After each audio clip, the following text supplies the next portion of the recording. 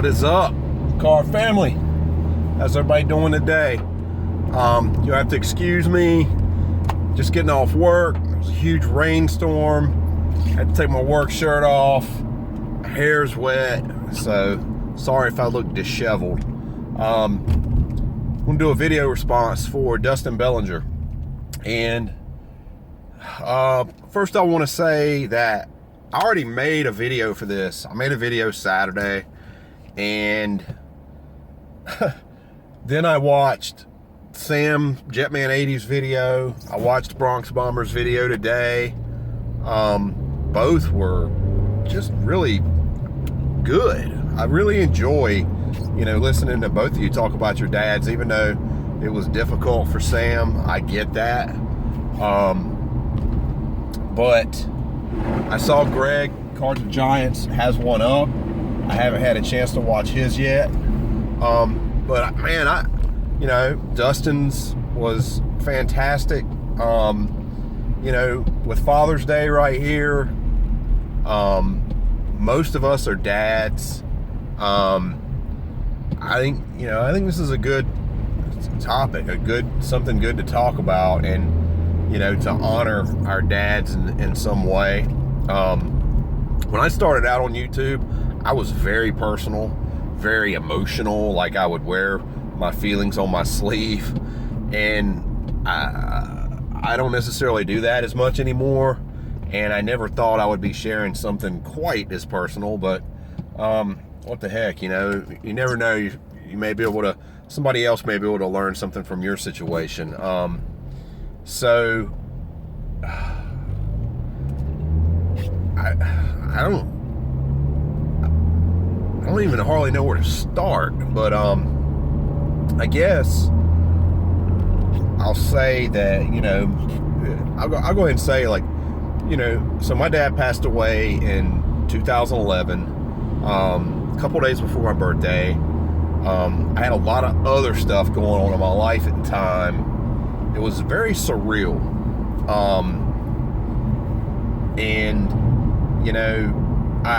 I didn't have a chance to really process it when it happened.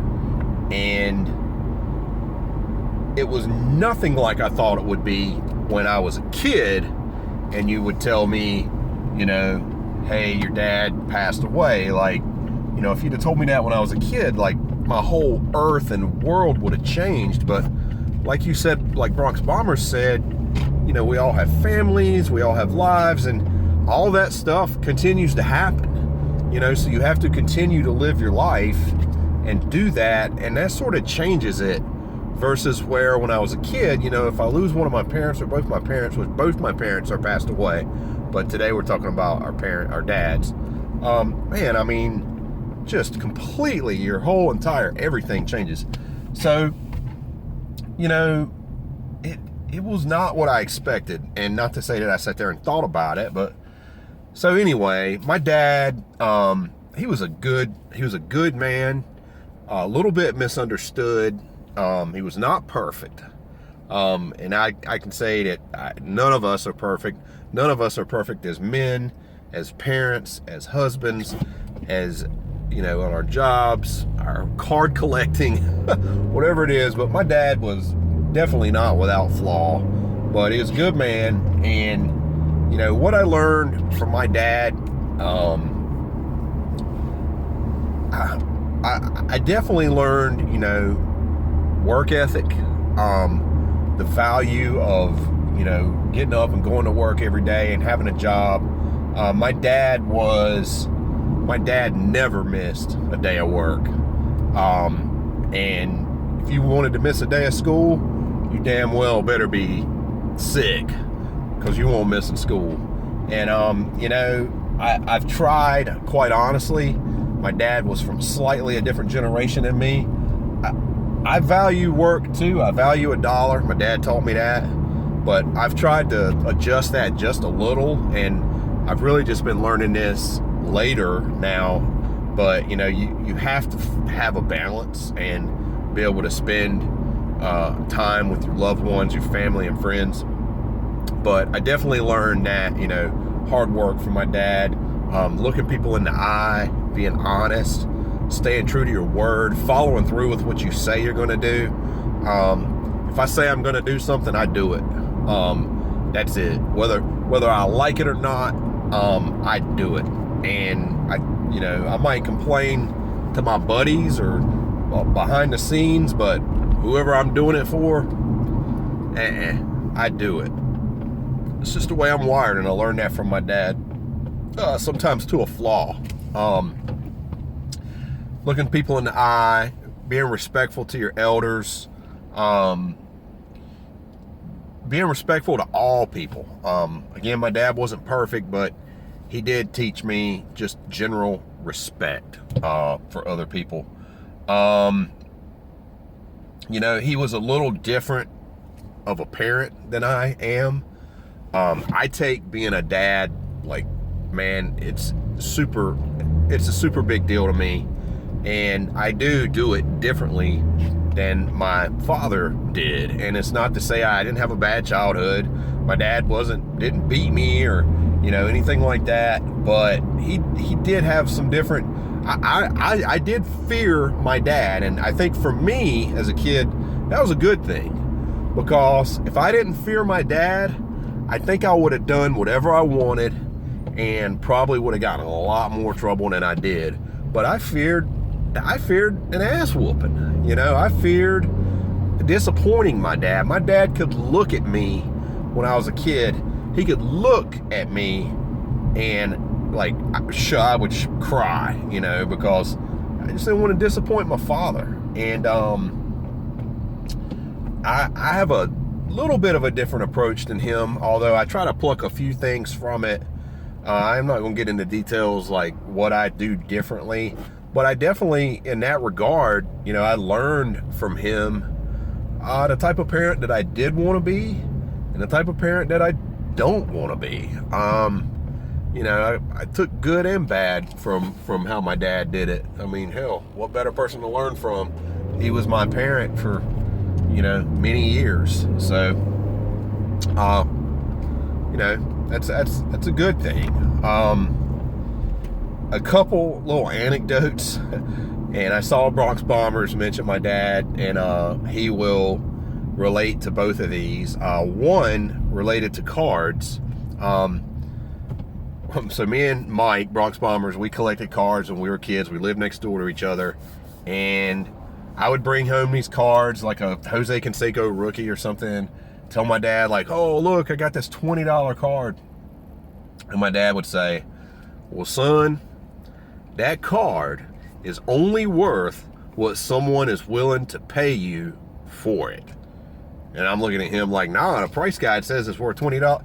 Nah, it's not. And that's so true. Like, hey, you can say whatever you want, how much something's worth, but it's only worth what somebody's willing to give you for it. And, you can put a price tag on stuff, but until somebody gives you that amount, that's what it's worth.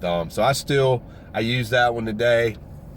The other one was, like my buddies or something will be over to spend the night, and we'd be upstairs or in my bedroom or whatever, being loud or whatever. And my dad would be like, son, time to wind it on down. And that was our cue. Like, all right, we got to be quiet. We're getting on my dad's nerves. So we would be quiet. And still to this day, like occasionally be hanging out with some friends of mine that I knew from way back then, and somebody will say that, like we'll be getting kind of rowdy, and they'll say, son, time to wind it on down. And that's a ode to my father, So, a couple other things real quick and I'll be done. As I got older, my relationship with my dad changed naturally as I grew up and I matured and he changed and we started to see things differently. We had a better relationship. We were able to talk more and understand each other more. I'm happy my dad did meet my son. I'm happy that he got to see me be a father for a little bit. And, I think he was proud of the father that I was and definitely loved his grandson. I do wish he was still here. Hang on. Wish he was still here to see, my son growing up and whatnot. It is difficult sometimes to think about that. And I'll be honest, like, you know, this is the part maybe I didn't want to share, maybe it was a little too personal, but I came to the realization in the past couple years, or maybe just since I got married, that you know, I harbored a little bit of anger towards my dad for passing away. And, you know, he was young. He was a young man. My dad was born in 1952. So he was a young man. And, you know, he was rough on himself is all I'm going to say. You know, he was rough on himself, on his body throughout his life. And, you know, I harbor some anger at him for passing away, because I look at, you know, my buddies or my friends, Bronx Bombers, and they've got these grandparents that are involved, you know, in their kids' lives and in their lives. And, you know, I don't have that. And both my parents passed away very young. And I realized later in life that I harbored this resentment or anger towards them for doing what they did to themselves and passing away so early. And this, to me, is why this is good, because I kind of had been in that place, you know, in kind of an angry place. And I think it's good to kind of digest it and realize that, you know, to honor my dad and understand and think about all of the good things that I got from him, the good qualities that I got from him, the good times that I had with him, rather than focusing on, you know, the negative. And I don't think he wanted to die, you know. It's just life, man. You never know what's going to happen. And definitely, like everybody has echoed, you know, your family, your friends, your parents, you know, really cherish every moment, because you never know, you know, when those moments might be gone. And when you're on that pier, like Bronx Bomber said, and you don't want to be there, but you look around and you're like, man, this is such a blessing to have my son here, my dad here, your mom, your grandma, whatever it is, you know, understand that it really is. So, Dustin, man, I never know how to handle talking with someone when they lose a family member or something. I'm just not good at it. I never know what to say, and I think because it's so matter of fact, you know, like life has to go on. But you definitely, as you know, you have my condolences, and man, I'm sorry, man. Really, my heart is with you and your family, and yeah, that's tough, dude. But I do appreciate you taking the time to do this video and to give us a chance to talk about something near and dear, something personal to us. So this was a long video, going on 14 minutes. Don't know who stuck with me. If you did, appreciate it.